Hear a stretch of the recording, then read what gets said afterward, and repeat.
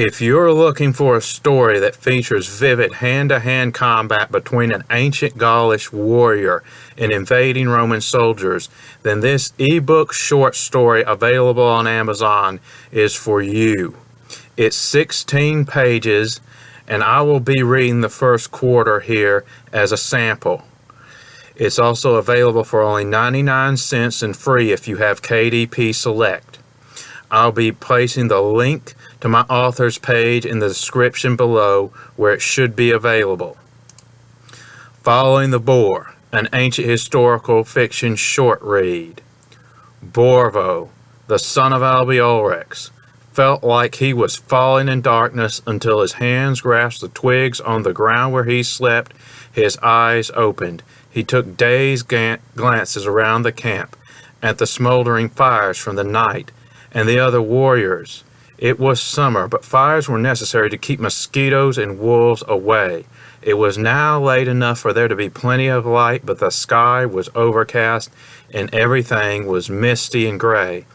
Borvo sprung to his feet at the approach of his father, the chieftain of the Boar clan. He brushed the twigs from his bare chest, covered in blue war paint patterns, and from his tartan pants. Albiorix faced his son. He wore a tartan robe and golden-winged helmet. His long and braided beard was mostly gray, but it still had a touch of red. Son, how's your first taste of poverty? Father, you know the spirit of our ancestors will strengthen me in battle against this strange foe we shall face. Will it not surely strengthen me against a mere knight on the ground? Then pick up your sword. Don't leave the same spirit of our ancestors on the ground. Borvo reached to the ground, picked up his sheathed sword, and put it under his belt. As he brushed the remaining twigs from his short red beard, his father asked, "Did you dream of being a king, son?" "Father, darkness is all I remember from my sleep." "Well, I'm glad that you're at least willing to sleep on the ground like a man before you're a king. But battle, my son, takes a greater kind of courage than just sleeping on the ground.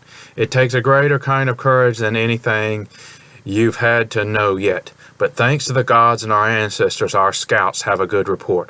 These filthy dogs that have been killing our people are about to march through a ravine where we can ambush them. Now that you're 19, it's time for you to face battle, so I'll have confidence in you to reign in my stead one day. You should learn to enjoy sleeping on the forest floor, for you never know when all the comforts you enjoy could be lost. You also never know when your life could be lost. And pray to the gods and our ancestors that you will have the strength and courage to wake up earlier." Albiorix stood in the center of the camp, raised his sword to rally his warriors, who numbered about 80.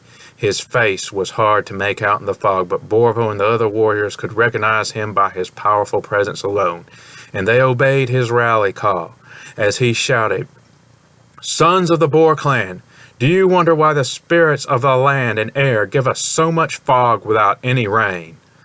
When all the warriors stood around Albiorix, he continued, "This is a token of the old passing away and the new coming. I know not in what form that might occur, but know this. Tomorrow will be a day of destiny.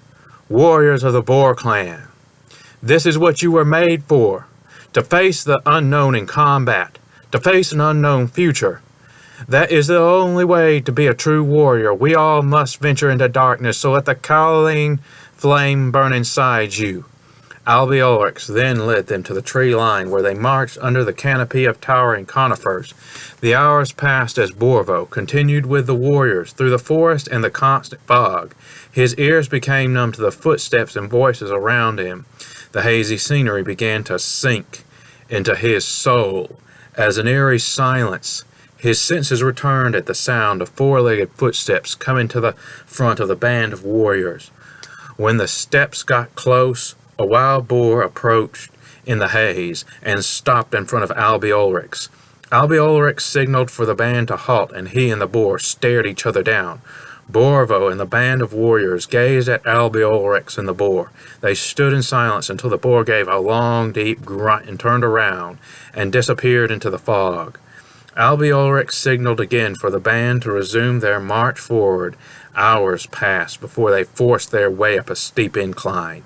There was even a steeper descent into a ravine on the other side. Albiorix ordered a large fire built on the ridge. Borvo helped the other warriors stack dead wood. When the fire had burned about 30 minutes, a small dot of orange appeared in the distance. It glowed through the haze, while Albiorix gleamed with delight. "Ah, the gods be praised, Brennus, my cousin. You've made it," he said. Albiorix walked up to Borvo. "My son," he firmly said, "here's your task of manhood. Afterwards, I'll have full confidence in you to lead this clan." His voice became deeper but softer. "I need you to make your way to the other side of the ravine, where our cousin's clan is camped, and give him my plan of attack. Tell him we'll start moving down the ravine at first light tomorrow. We should move down far enough to hear them marching and attack when they're directly in front of us. It's too dangerous for you to return to us. Go with Brennus into battle. I'll meet you again in the ravine after we've scattered the enemy." "I can do all that you ask of me and more, Father." Borvo turned his head to glare across the distance to Brennus's signal fire. He gazed at the fire for about a minute before darting in its direction. Before long, he was so far down the ravine he could no longer see. Borvo prayed that whatever gods or ancestors were watching over him would keep him on course. The ground was made of black soil with rotten sticks and leaves, and it had scarce patches of grass. Borvo's feet plowed through it as he slid down the steep incline while maneuvering around boulders and trees. It would be almost dark by the time he arrived at Brennus's camp. Borvo feared being caught in front of the enemy if they passed through sooner than expected. He also feared losing his way with Brennus's signal fire out of sight.